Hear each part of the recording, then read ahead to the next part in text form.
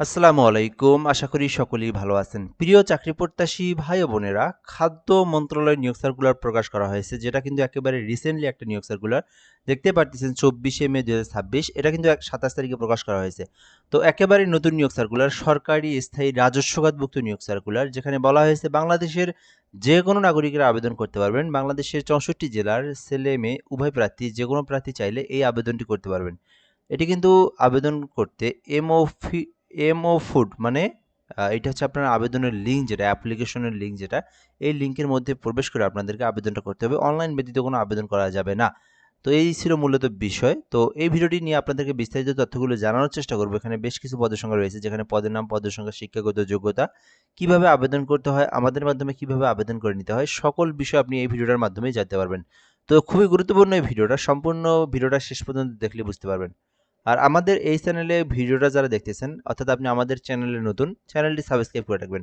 Facebook page রয়েছে আমাদের job plus BD, এখান থেকে যারা ভিডিওটা দেখতেছেন পেজটি ফলো দিয়ে রাখবেন। তাহলে হবে কি, পরবর্তীতে যে কোনো নিয়োগ সার্কুলার প্রকাশ করার পর আমরা সেটাকে আপলোড দেবো, আপনি কিন্তু সহজেই সবার আগে দেখে নিতে পারবেন বাংলাদেশের যে কোনো সরকারি চাকরির নিয়োগ সার্কুলার।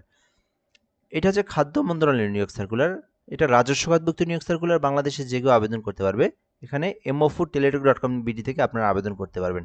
তো প্রথম পদের নাম 60 মুদ্রাক্ষরিক কাম কম্পিউটার অপারেটর, যেখানে 13 গ্রেডের নিয়োগ দেওয়া হয়েছে। দুটি পদ রয়েছে।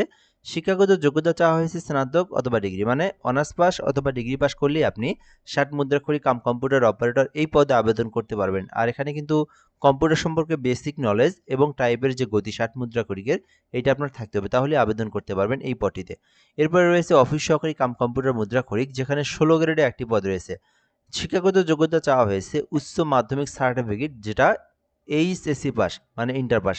যারা শুধুমাত্র এইচএসসি পাস করেছেন এবং যাদের কম্পিউটার সম্পর্কে বেসিক নলেজ রয়েছে, যেমন MS Word, Excel, PowerPoint সম্পর্কে বেসিক তথ্যগুলো জানা রয়েছে, আপনারা অফিস সহকারী কাম কম্পিউটার মুদ্রাক্ষরিক এই পদে আবেদন করতে পারবেন। এরপরের পদটা কিন্তু মোটামুটি অনেক বড় একটি পদ, যেখানে কিন্তু 20তম গ্রেডে নিয়োগ দেওয়া হয়েছে। 15টি পদ রয়েছে। শিক্ষাগত যোগ্যতা চাওয়া হয়েছে মাধ্যমিক স্কুল সার্টিফিকেট, যেটা এসএসসি পাস। যারা শুধুমাত্র সরকারি চাকরির আবেদন খুঁজতেছেন এসএসসি পাশে অথবা এইচএসসি পাশে, কোনো অভিজ্ঞতা নাই, আপনারা অফিস সহায়ক 20তম গ্রেড, 15টি পদ রয়েছে এখানে। শুধুমাত্র এসএসসি পাস করেই এই পদটিতে আবেদন করতে পারবেন।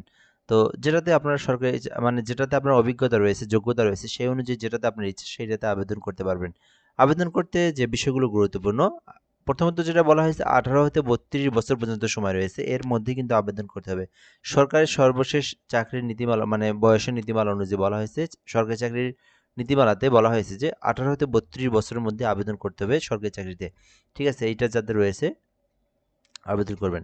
এরপরে হচ্ছে কিভাবে আবেদন করবেন সেই বিষয়টা বলে দেওয়া রয়েছে। তো এই আবেদনটা কিন্তু শুরু হবে 4/6/2026, ঠিক আছে, যেটা কিন্তু চলমান থাকবে একদম 28শে জুন পর্যন্ত। এখনও কিন্তু আবেদনটা শুরু হয়নি, আবেদনটা শুরু হবে ঈদের পর 4 তারিখে, ঠিক আছে, মানে 4 জুন শুরু হবে। এখনও কিন্তু আবেদনটা শুরু হয়নি, আমি ভালো করে বলতেছি। অনেকে কিন্তু আবার লিঙ্কে প্রবেশ করে আবেদন করতে চাইবে। এখন কিন্তু আপনারা এই লিঙ্কে প্রবেশ করলে কোনো ওয়েবসাইট পাবেন না, মানে আবেদনের ফর্ম পাবেন না। আপনারা 4 তারিখ সকাল 10টার পর আপনাদের সামনে আবেদনের ওয়েবসাইটটা ওপেন করা হবে, তখন আপনারা আবেদনটা করতে পারবেন, যেটা পুরো জুন মাসটাই চলমান থাকবে। আর এই লিঙ্কের মধ্যে প্রবেশ করে আবেদনটা করতে হবে 4 তারিখের পর mofoodteletalk.com বিডি এই লিঙ্কের মধ্যে প্রবেশ করে। কিভাবে আপনি আবেদনটা করে ফিটা জমা দেবেন সেটা বলে দিচ্ছি। তো আপনি এই লিঙ্কে প্রবেশ করে আপনার সকল তথ্যগুলো পূরণ করে আবেদনটা সাবমিট দেবেন। এরপরে আপনাদেরকে সরকারি ফি পেমেন্ট করতে হবে। তো এইটা হচ্ছে আপনার 1 থেকে 2 এর মধ্যে আবেদন করলে 112 টাকা জমা দিতে হবে, এবং নিচের যে পদটা রয়েছে অফিস সহায়ক 3 নম্বর পদে আবেদন করলে 56 টাকা সরকারি পেমেন্ট ফি জমা দিতে হবে।